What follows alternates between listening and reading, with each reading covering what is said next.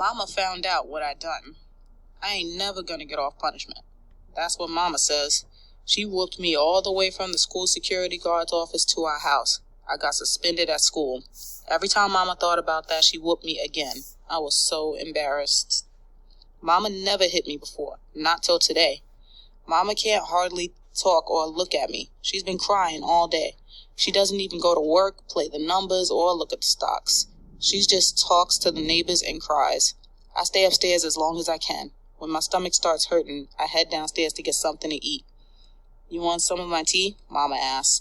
I didn't drink it yet. She pushes her cup over to me and sits there while rubbing my hands with her warm, soft fingers. We both start crying.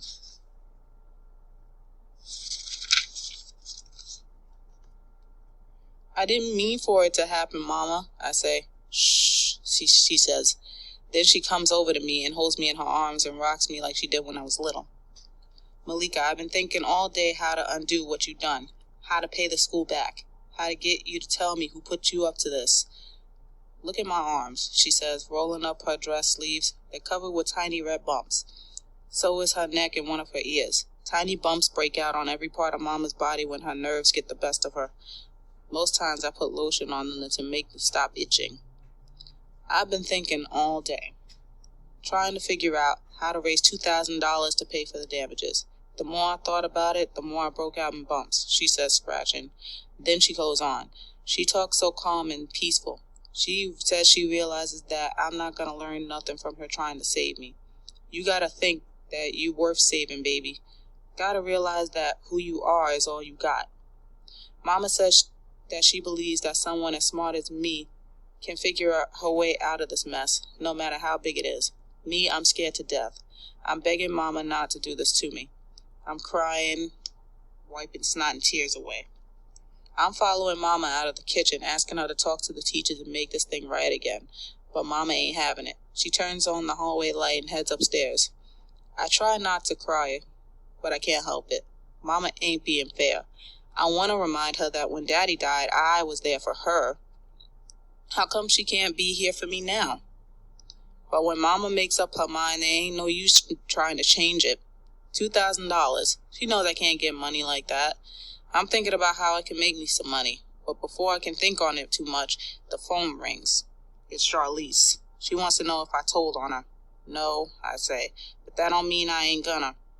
Malika, hang up that phone. You know you on restriction, Mama says from the bathroom. All right, Mama, I call, acting like I'm hanging up. I lower my voice and tell Char I gotta go, but she keeps on talking. I can't get in no more trouble, she says. Last time I cut the roof on that teacher's car, they said I would be expelled from school if I did anything like that again.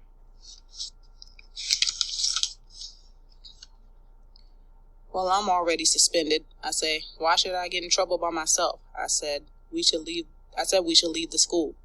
Why didn't you listen? I say, what I want to tell Shaw is, so what if she gets kicked out of school? She's too old for 7th grade anyhow. But I don't say nothing. Shaw's sister Juju is going to pay her $400 if she gets herself through 7th grade this time. Shaw don't want to lose that kind of cash. No way. Shaw admits that she should have listened to me, but it's too late now. She just wants to know if she can count on me keeping my mouth shut. If I do, she says she will bring me even better clothes to wear. I don't know what to do. Ain't no need for all of us to get in trouble. Bad enough I got caught. Y'all gonna help me pay this money back? I ask. Yeah, we got your back, girlfriend, Shaw says. Then, so you won't tell? We in the clear? The twins and me? She asks before she hangs up. Shaw knows me. She knows that she can trust me to keep quiet, not to squeal. Yeah, y'all in the clear, as long as you help pay back the cash, I tell her. Shaw says she will talk to the twins tomorrow at school. She'll call me later and let me know what they say. Then Shaw says, you're my girl, Malika. I knew I could count on you. Dear Diary, remember the acorn. Even when you don't see it growing, it's pushing past the dirt, reaching for the sun, growing stronger. Malika. I look at the words on the paper. They sound good, all right, but are they true? I don't feel no stronger or braver today than I did a few weeks back. This is stupid, I think, grabbing hold of the page and ripping it out the diary. Then I ball that mess up and throw it in the trash can. Mama's making me go to Sam's store around the corner, even though he ain't never got half the stuff Mama needs or wants. I think she's doing it on purpose to embarrass me. She just needs some eggs and a slab of bacon for breakfast, she says. Yeah, right. I tell her I will get sweets to go with me.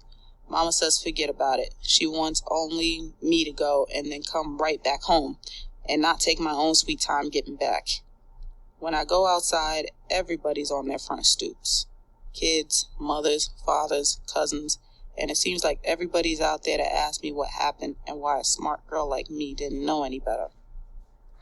When I get around the corner and see John John's face, I know the day can't do nothing but get worse. Ooh, he says, strutting across the street like he's cool. You did it now. They ain't letting you back in school, are they? John John's smiling. He's happy as can be. The worse things are for me, the better some folks like it. John John's one of those people. I keep on stepping and counting cracks in the sidewalk while I walk. John John offers me some gum. No way am I taking anything from him.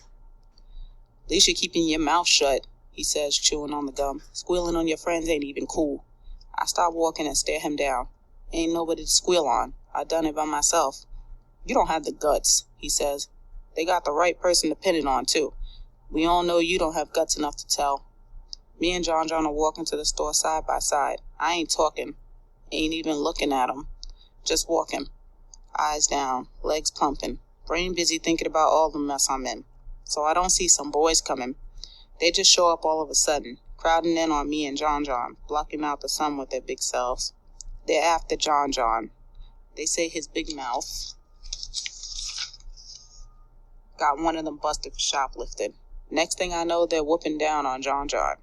I'm screaming in my head, but nothing's coming out of my mouth. John John's little short arms are stretched out and his hands are balled up, and he's hitting back as best he can. But there's still 3 against 1. John John's losing big time. Nobody on the street is doing nothing to help him. They're just watching.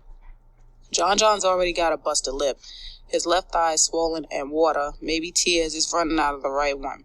I'm standing there shaking my hands and arms like I'm fanning myself dry.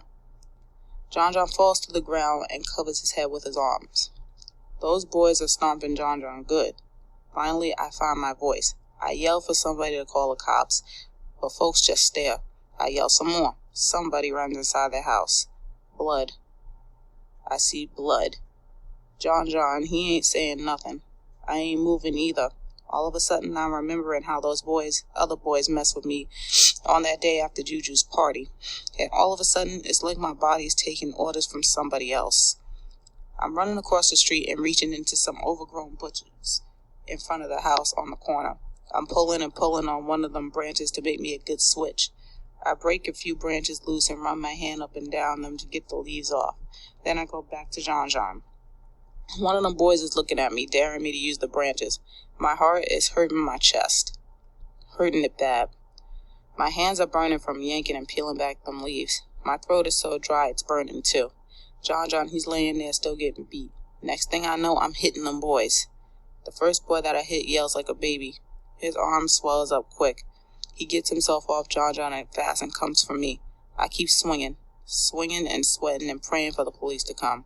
I hear their siren getting closer. Them next 2 boys are off John John now, and all of them are coming for me. Coming. I drop that switch and close my eyes. One boy's got his hands around my arm and squeezing it. The other one's is cursing me good. I'm praying as hard as I can them police get here now. Only I don't hear no siren no more. They gone to somebody else's house, I think. Gone and left me here to die. Them boys saying they're gonna beat me worse than they beat John John. I ain't saying nothing. My eyes are closed and pee is about to pour out of me like water. Then I hear some other people talking. Grown-ups. All of a sudden I hear a pop and a slap. And them boys let me loose and start running. When I open my eyes, they're halfway down the block, and Caleb's standing there. Him and his mama and a whole bunch of grown-ups from the block. It seems like they come right out of thin air. Ain't gonna have no girls being beat half to death, not round here, some old man says. They got brooms and bats and a shovel. Caleb, he's helping John John up, telling him he can come in his house and get cleaned up. John John looks a mess, but he's gonna be all right. Caleb's mama asks if I'm okay, if I want to come inside. No, I say. I have to go home and let Mama know what happened. I don't say nothing to Caleb. I just give him a weak smile. Me, I'm feeling lucky he came along like he did. John's always talking about how black I am. Well, I'm still the blackest thing in school, and it was me that saved his butt today. People are helping John inside Caleb's house, like he's some baby learning to walk. I take myself home. I don't have to tell Mama much. The story gets to her before I walk in the door. She says she was just about to come for me. She makes me tell her the story 3 times before she lets me go to my room. After I'm there a while, Mama knocks on my door. A letter just came for you. It's from the library.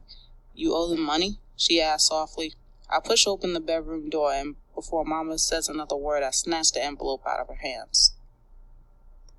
Dear Miss Madison, congratulations. The 3rd Annual Young Writers Committee at the Martin Malcolm Library is pleased to announce you as the winner of this year's contest.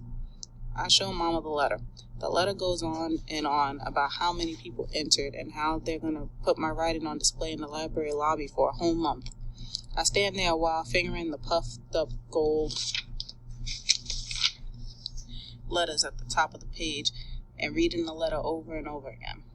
Mama and me both look at each other. All of a sudden, Mama starts crying big fat tears. I don't have to ask her why. I know. We both wishing Daddy was here for the good stuff and the bad.